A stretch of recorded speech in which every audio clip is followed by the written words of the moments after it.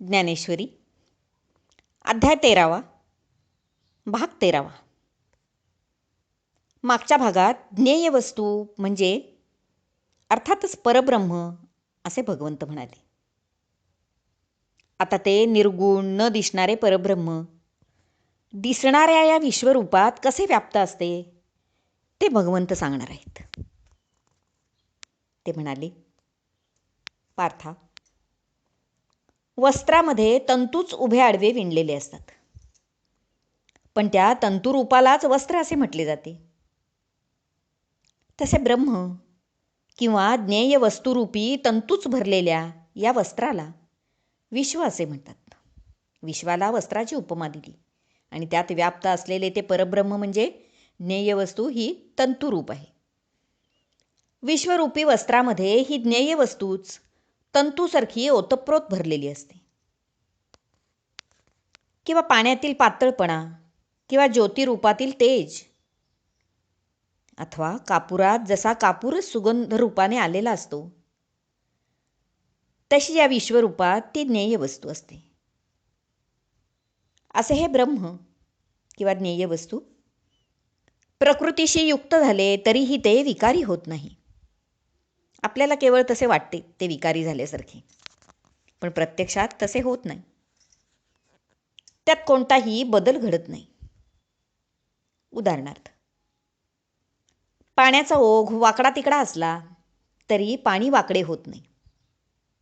आपल्याला एक अभंग होता पहा, चोखोबांचा असावा बहुधा. उस डोंगा परी रस नोहे डोंगा, काय भुललासी वरली या रंगा. त्याप्रमाणे पाण्याचा ओघ वाकडा तिकडा असला तरी पाणी वाकडे होत नाही. त्याप्रमाणे ती ज्ञेय वस्तूसुद्धा विकारी होत नाही. किंवा घटामध्ये, माठामध्ये त्यातील आकाश वाटोळे दिसते, किंवा चौकोनी घरामध्ये ते चौकोनासारखे वाटते, ती पोकळी चौकोनी आहे असं वाटतं, पण आकाशाला या आकारांची बाधा होत नाही. अथवा दुसरे उदाहरण घे, लोखंड तापवले असता ते अग्निरूप होते, पण तो अग्नी काही लोहरूप होत नाही. वन्ही आला लोखंडा, लोह न हो की, तो लोहस्वरूप होत नाही. अग्नी हा अग्नीच राहतो, पण लोखंडाला मात्र तो अग्निस्वरूप करून टाकतो. किंवा आकाश जसे सर्वत्र जसेच्या तसेच असते, तशीच ती परब्रह्म वस्तू.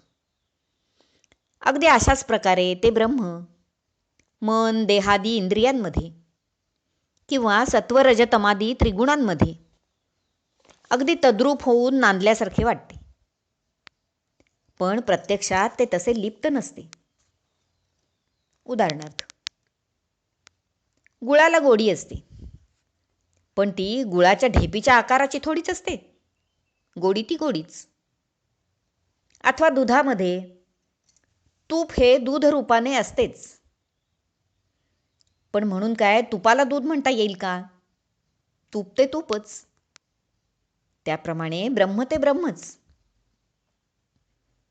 ते विश्वाकारात भरून राहिले असले तरी व विश्वाकार रूप दिसले तरी या प्रकृतिमय विश्वाचा संसर्ग त्याला होत नाही. अथवा अगदी साधे उदाहरण घे, अलंकारांच्या आकाराला बुगडी, ठुशी अशी नावे असली तरी त्यामध्ये मूळ केवळ सोनेच आहे.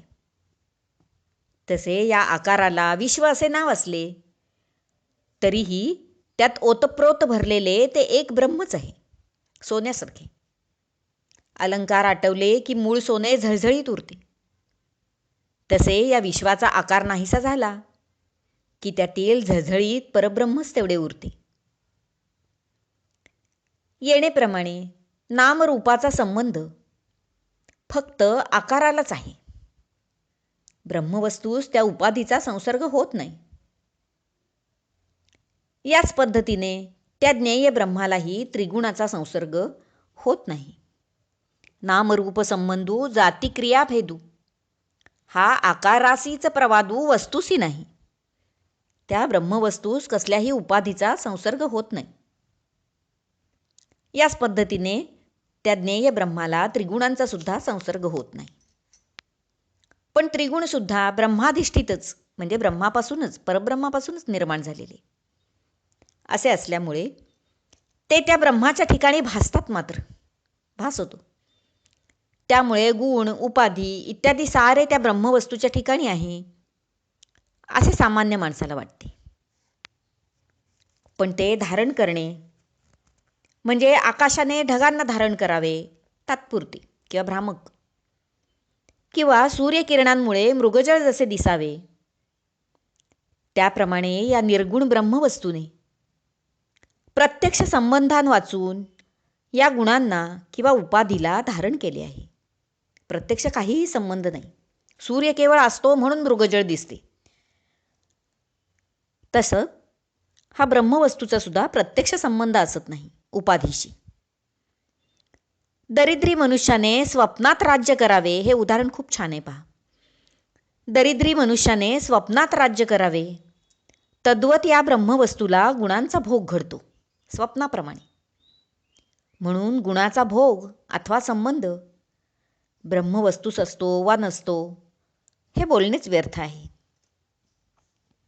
यापरी निर्गुणे गुणाते भोगणे, रंका राज्य करणे स्वप्नी जैसे. स्वप्नामध्ये दरिद्री माणसाने राज्य केल्यासारखेच ते आहे, भ्रामक. म्हणून गुणाचा संगू अथवा गुणभोगू हा निर्गुणी लागू बोलो नये. निर्गुणी म्हणजे परब्रह्माला.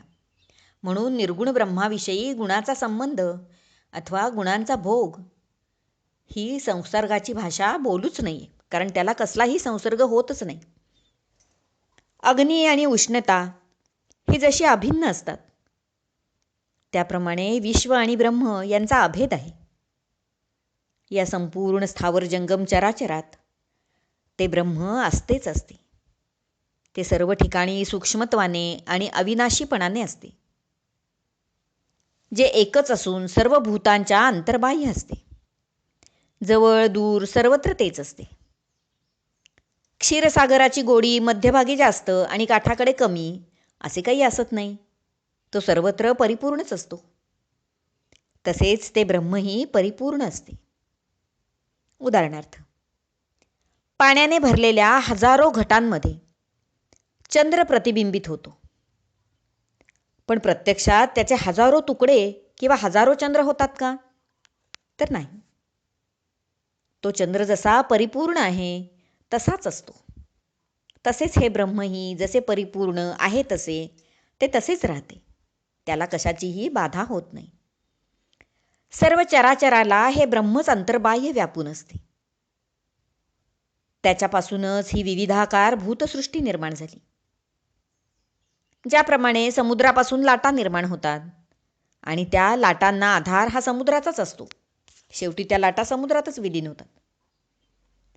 तसे बाल्य, तारुण्य, जरा या तिन्ही अवस्था त्या जरी वेगळ्या वेगळ्या असल्या तरीही त्या एकाच देहाच्या ठिकाणी होतात.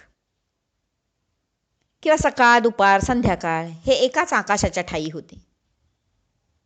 तसे विश्वाच्या विविध आकारामध्ये किंवा अवस्थांमध्ये हे एकच एक ब्रह्म असते.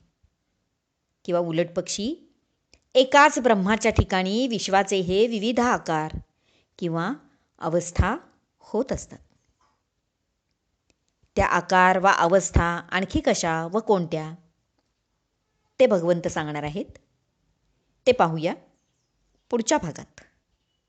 हरिओम तत्सत. भाग 13 समाप्त.